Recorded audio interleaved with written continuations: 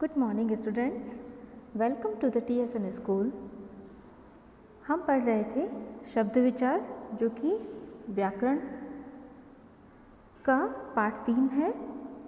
इसमें हमने शब्दों के वर्गीकरण के बारे में पढ़ा, जिसमें सबसे पहले उत्पत्ति के आधार पर शब्दों का वर्गीकरण किस तरह से किया जाता है, जिसमें तत्सम, तद्भव, देशज और विदेशी भाषा के जो शब्द हमारी भाषा में प्रयुक्त होते हैं उनके बारे में हमने जाना। फिर हमने पढ़ा रचना के आधार पर, जिसमें रूढ़ शब्द, यौगिक शब्द और योग रूढ़ शब्दों के बारे में पढ़ा। रूढ़ शब्द जो कि मूल शब्द होते हैं जिनमें कोई परिवर्तन नहीं होता, जिनको खंड करने से उनका कोई अर्थ नहीं निकलता और वे जुड़कर ही कोई अर्थ बताते हैं। यौगिक शब्द जो दो शब्दों से मिलकर बनता है और जिनका एक सामान्य अर्थ निकलता है। इसके अलावा योग रूढ़ शब्द जिसकी रचना दो या दो से अधिक खंडों के मिलने से, शब्दों के मिलने से होती है और जिन शब्दों का अलग अलग अर्थ होता है लेकिन वे जुड़कर या योग होकर उनका अलग अर्थ, विशेष अर्थ निकलता है, वे योग रूढ़ शब्द कहलाते हैं। अब देखते हैं प्रयोग के आधार पर शब्दों का वर्गीकरण। प्रयोग के आधार पर शब्दों का दो आधार पर वर्गीकरण किया जाता है, विकारी शब्द और अविकारी शब्द।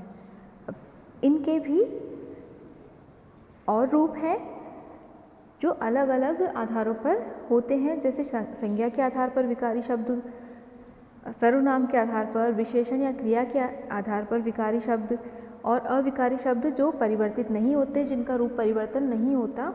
वो कौन कौन से हैं उन्हें भी बांटा गया है। क्रिया विशेषण, संबंध बोधक, समुच्चय बोधक और विस्मयादि बोधक शब्द जो अपना रूप नहीं बदलते। तो इनके बारे में विस्तार से जानते हैं।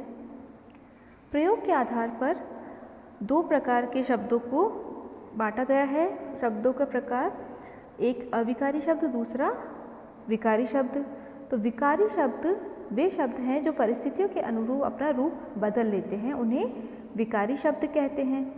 अर्थात परिस्थितियाँ कौन सी, जिनके आधार पर हम शब्दों का निर्माण करते हैं, शब्दों का प्रयोग करते हैं, तो वे हैं लिंग के आधार पर, जैसे लड़का, लड़की। इनके आधार पर इनका जो वर्गीकरण होता है, उस वचन के आधार पर, कारक के आधार पर ये अपना रूप बदल लेते हैं, उन्हें विकारी शब्द कैसे कहते हैं। जैसे अच्छी किताब है, अच्छी किताबें हैं। यहाँ पर वचन के आधार पर किताब शब्द ने अपना रूप बदल लिया, एक वचन के साथ किताब और बहुवचन के साथ में किताबें। इनके भी प्रकार होते हैं। ये 4 प्रकार के होते हैं, जो संज्ञा, सर्वनाम, विशेषण और क्रिया के आधार पर। तो संज्ञा के आधार पर जैसे कलम, मोती, किताब, तो ये सारे संज्ञा शब्द है, लेकिन इनका जब एक वचन में प्रयोग किया जाएगा तब तो ये ऐसे रहेंगे, लेकिन अगर इनका बहुवचन के आधार पर प्रयोग करते हैं तो कलम का कलमें, मोती का मोतियों या मोतियाँ, किताब, किताबें, किताबों, गाय का गायों, दाल का दालें। इस तरह से इनका रूप परिवर्तन हो जाता है। सर्वनाम में मैं का मेरा, तुम से तुम्हारा। इसी तरह से सर्वनाम शब्द अपना रूप बदल लेते हैं। विशेषण में सुंदर का सुंदरता, कुरूप का कुरूपता, थोड़ा, थोड़े, बीमार, बीमारों। इस तरह से जो विशेषण है वे भी अपना रूप बदल लेते हैं वाक्य में प्रयोग के आधार पर। और क्रिया का भी, जैसे खाना, दौड़ना, दौड़े, हंसना का हंसा, खेला, खेले। तो मूल रूप हंसना का इससे बना हंसे, और खेल मूल रूप है तो इससे बना खेलना, खेलो, खेलेंगे। इस तरह से परिवर्तित हो जाते हैं ये शब्द भी। तो इन चारों के आधार पर भी विकारी शब्दों का वर्गीकरण होता है। और विकारी शब्द क्या है, प्रयोग के आधार पर शब्दों का बदलाव जो वर्गीकरण है वह विकारी शब्द है। दूसरा इसका वर्गीकरण है अविकारी शब्द। तो जिन शब्दों में परिस्थितियों वश कभी भी परिवर्तन नहीं होता उन्हें अविकारी शब्द कहते हैं। अर्थात जिन शब्दों के वाक्य में प्रयुक्त होने पर किसी भी प्रकार का परिवर्तन नहीं होता उन्हें अविकारी शब्द कहते हैं। ये वाक्य में ज्यों के त्यों प्रयुक्त होते हैं। जैसे लड़का धीरे बोलता है, लड़की धीरे बोलती है। अविकारी शब्द भी 4 प्रकार के होते हैं। तो क्रिया विशेषण, यानी कि जब हम क्रिया विशेषण के रूप में शब्दों का प्रयोग करते हैं तो वे अपना रूप नहीं बदलते। ये शब्द हैं यहाँ, वहाँ, बाहर, भीतर, बहुत, अब, जब, सदा, जैसे, कैसे, काफ़ी। ये सारी क्रिया विशेषण हैं, तो ये अपना रूप नहीं बदलते। लड़की या संज्ञा के साथ या फिर लिंग, वचन या काल के आधार पर ये अपना रूप नहीं बदलते। दूसरा संबंध बोधक। तो संबंध बताने वाले शब्द जैसे समीप, सामने, तरफ, प्रति, निकट, दूर, आगे, पीछे, साथ और ये सारे शब्द भी अपना रूप नहीं बदलते। तीसरा समुच्चय बोधक। तो समुच्चय बोधक जैसे एवं, व, तथा, अथवा, किंतु, परंतु, क्योंकि, इसलिए, इनका प्रयोग भी जब हम करते हैं तो इनका रूप परिवर्तित नहीं होता। और अंतिम है विस्मय बोधक।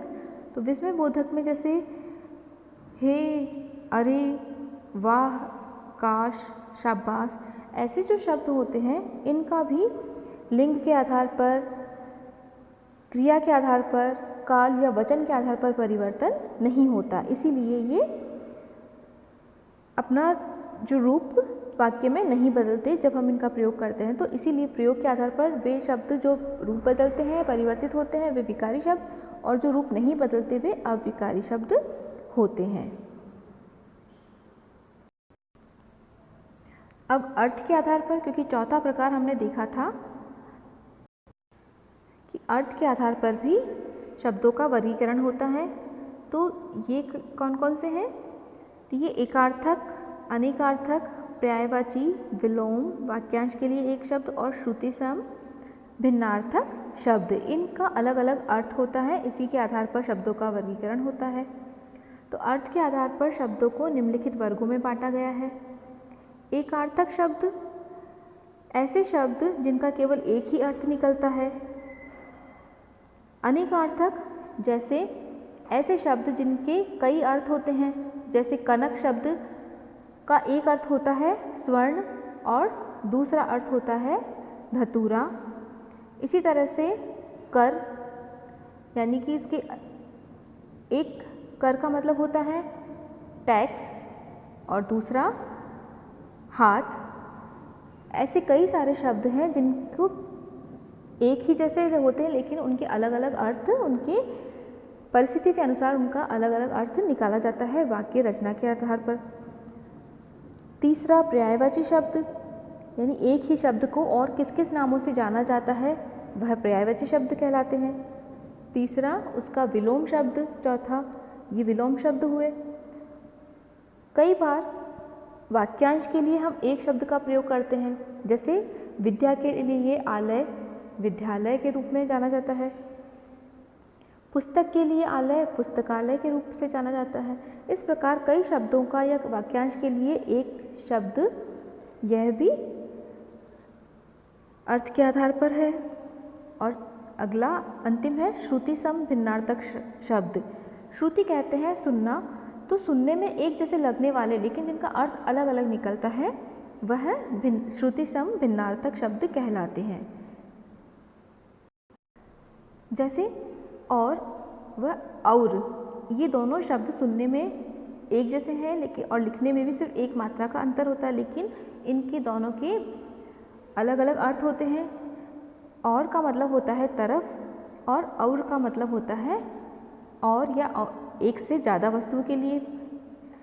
इस प्रकार अर्थ अलग अलग निकालने पर या निकालने के आधार पर भी शब्दों का वर्गीकरण होता है। तो ये था पाठ हमारा शब्द विचार।